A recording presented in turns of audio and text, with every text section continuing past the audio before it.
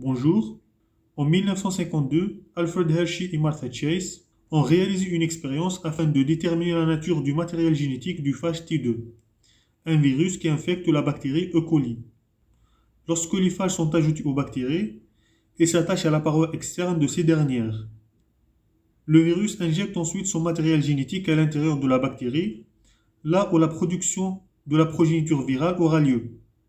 Les virus nouvellement produits se libèrent ensuite en éclatant leurs bactéries hôtes. Pour savoir quelle est la nature de ce matériel génétique viral injecté dans les bactéries, Hershey et Chase ont marqué radioactivement les phages T2, soit au niveau de leurs protéines avec le S35, soit au niveau de leur ADN avec le P32.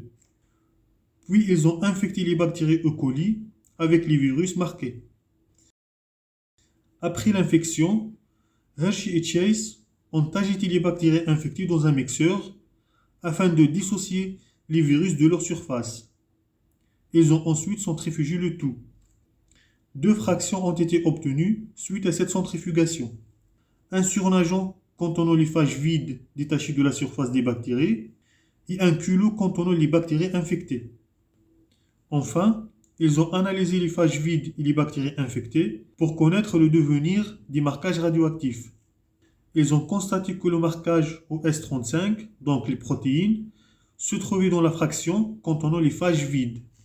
Cela montre que les protéines n'ont pas été injectées à l'intérieur des bactéries lors de l'infection, mais elles sont restées dans les phages vides.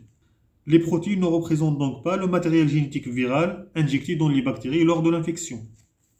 D'autre part, la plupart du marquage au P32, donc l'ADN, se trouvait dans le culot constitué de bactéries infectées.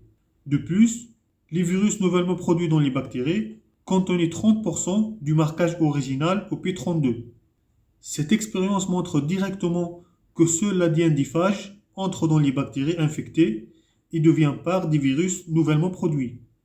C'est l'ADN donc qui constitue le matériel génétique du phage T2. Ces résultats sont venus renforcer la conclusion que l'ADN est le principe transformant et le matériel génétique des bactéries émise en 1944 par Evelyn MacLeod et McCarthy, une conclusion qui n'avait pas convaincu la communauté scientifique de l'époque.